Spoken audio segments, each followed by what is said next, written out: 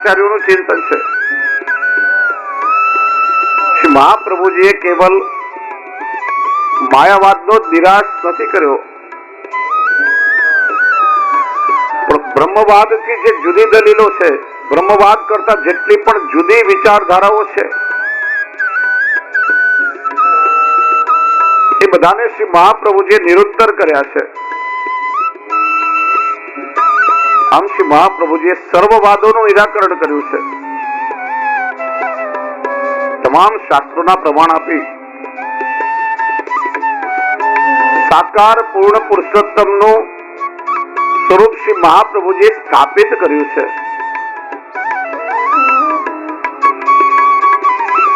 અને જેટલા પણ નિરીશ્વરવાદીઓ છે એ બધાને પરાસ્ત કર્યા છે.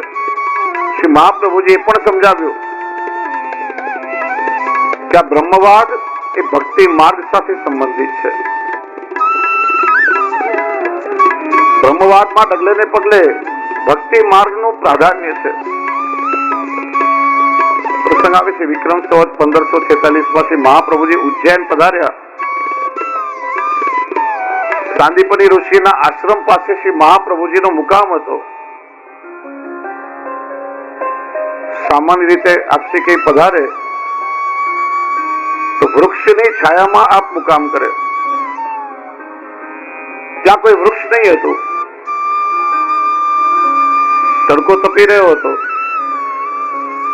એક પીપળાનું પત્તું હવામાં ઉડતું ઉડતું આવ્યું અને શ્રી મહાપ્રભુજી પીપળાનું પત્તું આમ જમીનની અંદર રોપ્યો અને સવાર સુધીમાં તો ઘટાદાર આખું પીપળાનું વૃક્ષ બની ગયું. આજે પણ ઉજ્જૈનના બેઠકજી કરવા તમે જાઓ તો એ પીપળાનું વૃક્ષ આજે પણ ત્યાં મોજૂદ છે. જ્યાં આ ચમત્કારના સમાચાર બધાને મળ્યા,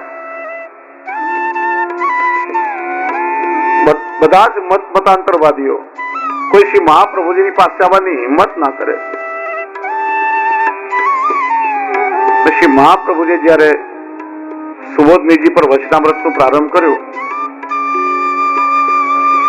ત્યારે મહાકાલેશ્વર શિવજી પોતે શ્રવણ કરવા માટે પ્રગટ થયા. મહાપ્રભુજીએ શિવજીને કહ્યું, આપ તો પરમ વૈષ્ણવ ભક્ત છો, અમે અહીંયા શુદ્ધાદ્વૈત બ્રહ્મવાદનું સ્થાપન કરવા માટે આવ્યા છીએ, પણ અમારી સાથે કોઈ વાદ કરવા આવતું જ નથી. આપ એમને પ્રેરણા આપો.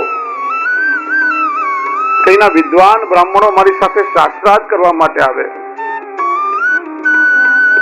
ત્યારે શ્રી મહાદેવજીની પ્રેરણાથી એક સાથે 100 વિદ્વાન બ્રાહ્મણો શ્રી મહાપ્રભુજી સાથે ચર્ચા કરવા માટે આવ્યા.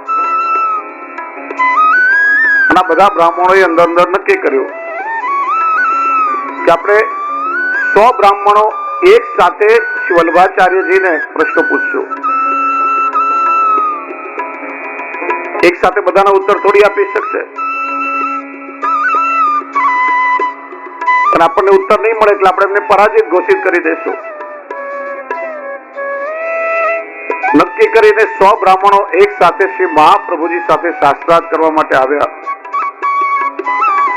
100 બ્રાહ્મણોએ એક સાથે પ્રશ્નો પૂછ્યા અને શ્રી મહાપ્રભુજીએ 100 મુખારવિંદ ધારણ કરી એક સાથે 100 બ્રાહ્મણનો ઉત્તરો આપી બધાને નિરાશ કર્યા છે.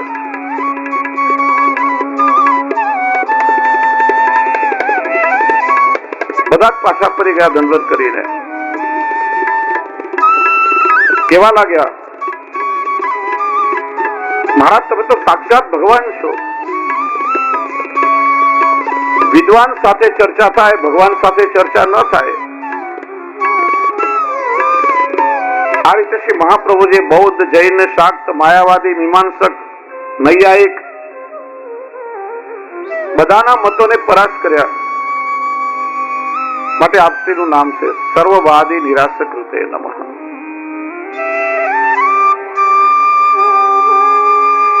12મું નામ શ્રી ગોસાઈજી પ્રગટ કરી રહ્યા છે. ભક્તિ માર્ગાબ્જ માર્તંડ. 3 શબ્દોથી આ નામ બન્યું છે. ભક્તિ માર્ગ, અબ્જ અને માર્તંડ. અબ્જ એટલે કમળ અને માર્તંડ એટલે સૂર્ય. ભક્તિ માર્ગ રૂપી કમળને વિકસાવનાર સૂર્ય એવા શ્રી મહાપ્રભુજી છે. એમને હું વંદન કરું છું. શ્રી ગુસાઈજી કહે છે આ નામ આપના ઐશ્વર્ય ધર્મનું નિરૂપણ કરે છે. જો સૂર્ય જયારે ઉદય થાય ત્યારે કળીનું પુષ્પમાં રૂપાંતર થાય.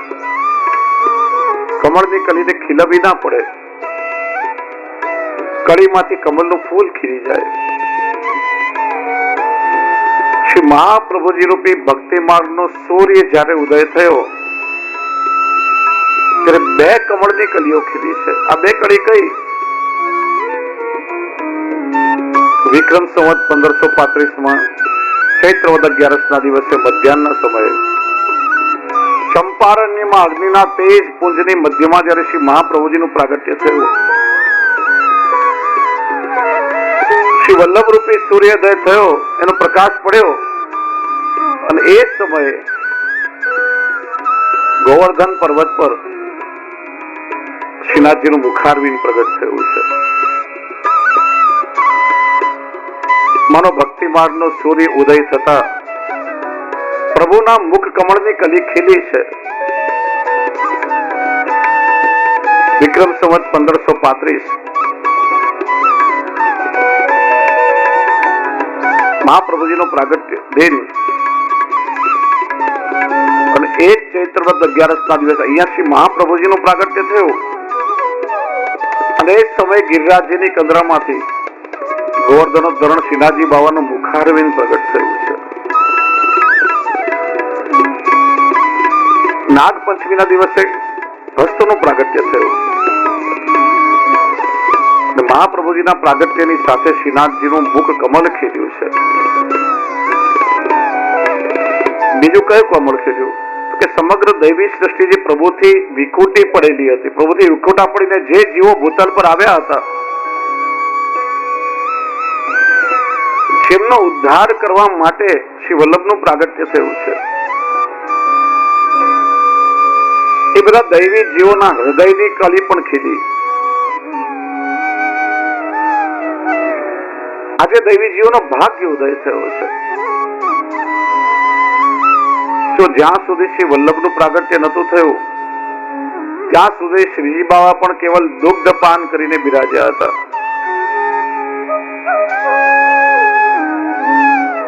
બ્રજવાસીઓ જાત જાતની સામગ્રી લાવે પણ શ્રીનાથજીએ ના કહ્યું હું તો કેવલ દુગ્ધપાન કરીને રહીશ. મારા શ્રી વલ્લભ જયારે અહીંયા પધારશે અને પોતાના હાથે સામગ્રી સિદ્ધ કરીને મને અરોગાવશે ત્યારે જ મારું અન્ન પ્રાશન થશે. અને શ્રી મહાપ્રભુજી જયારે શ્રી ગિરિરાજજી પર પધાર્યા, શ્રીજી બાવા પૂર્ણ રૂપે પ્રગટ થયા, દોડ્યા અને શ્રી મહાપ્રભુજીને ભેટ્યા. શ્રી મહાપ્રભુજીએ સૌથી પ્રથમ સામગ્રી સિદ્ધ કરી ઠાકોરજીને ભોગ ધરી ત્યારે શ્રીજી બાવાનું અન્ન પ્રાશન થયું. પ્રભુ અરોગ્યા છે.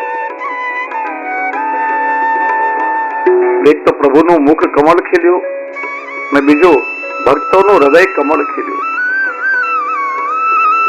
એટલે ભક્તિ માર્ગના માર્તંડ સૂર્ય સમાન શ્રી મહાપ્રભુજી છે. શ્રી મહાપ્રભુજીએ જે રીતે ભક્તિને સમજાવી છે એ રીતે અન્ય કોઈએ નથી સમજાવી. આપણે લોકો તો માની લઈએ તાળીઓ વગાડીને ભજન કીર્તન ગાઈએ એટલે ભક્તિ થઈ ગઈ, સત્સંગમાં બેસીએ એટલે ભક્તિ થઈ ગઈ,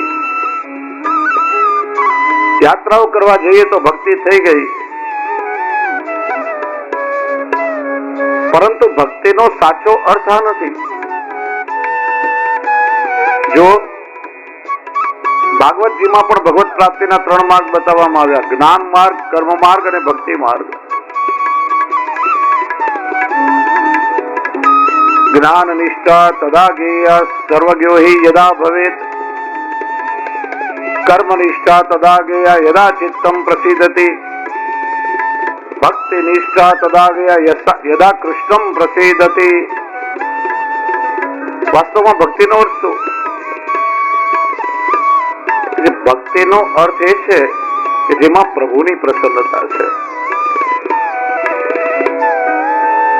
તમે કઈ ક્રિયા કરી રહ્યા છો એનું મહત્વ નથી, પણ તમારી એ ક્રિયાથી તમારા ઠાકોરજી યદિ પ્રસન્ન થાય તો એ ભક્તિ છે. તમે 5 માળાઓ કરી એ ક્રિયા છે, પણ એ તમારા માળાઓ કરવાથી યદિ ઠાકોરજી પ્રસન્ન ન થયા તો એ કેવલ ક્રિયા છે, ભક્તિ નથી. પ્રભુ પ્રસન્ન થાય એ ભક્તિ છે. જો આપણે ત્યાં ભક્તિની વ્યાખ્યા 3 મહાનુભાવોએ કરી છે, શાંડિલ્ય મુનિ, નારદજી અને વ્યાસજી. શાંડિલ્ય મુનિએ ભક્તિની વ્યાખ્યા કરી, સા પરાનો ભક્તિ ઈશ્વરે, પ્રભુમાં પરમ અનુરક્તિ એનું નામ ભક્તિ. નારદજી ભક્તિ સૂત્રમાં વ્યાખ્યા બતાવે છે, સાત્વસ્મિન પરમ પ્રેમ રૂપા અમૃત સ્વરૂપા યદ દ્વાપમાન સિદ્ધો ભવતી અમૃતો ભવતી તૃપ્તો ભવતી. આ બધા ભક્તિ સૂત્રો નારદજીના છે. વ્યાસજીએ ભક્તિની વ્યાખ્યા કરી, મહાત્મ્ય જ્ઞાન પૂર્વક સર્વતો અધિક દ્રઢ સ્નેહ ઇતિ ભક્તિ. શ્રી મહાપ્રભુજી આ વ્યાસજીની વ્યાખ્યાને સ્વીકારી છે. પ્રભુનું જયારે મહાત્મ્ય જ્ઞાન થાય કે આપણે જેની ઉપાસના કરી રહ્યા છીએ કોઈ સામાન્ય તત્વ નથી, કોઈ લૌકિક મનુષ્ય નથી, કોઈ પ્રાકૃત દેવ દેવી નથી, પણ સાક્ષાત પરબ્રહ્મ છે. એ સ્વરૂપ જ્ઞાન થાય અને પછી પૂર્ણ રૂપે આપણો દ્રઢ સ્નેહ ઠાકોરજીમાં થઈ જાય, એને ભક્તિ કહેવાય છે.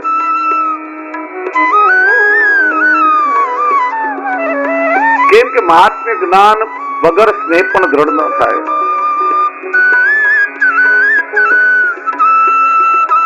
કોઈ વ્યક્તિના ગળામાં વરમાળા પહેરાવી હોય તો કઈ પરિચય વગર ગમે તેના ગળામાં વરમાળા ન નાખી દેવાય. એનો પૂર્ણ રૂપે પરિચય થાય પછી જ વરમાળા પહેરવાનું મન થાય. સામેવાળા વ્યક્તિનું નામ શું છે, એનામાં કેવું રૂપ રહેલું છે, એના ગુણો કેવા છે,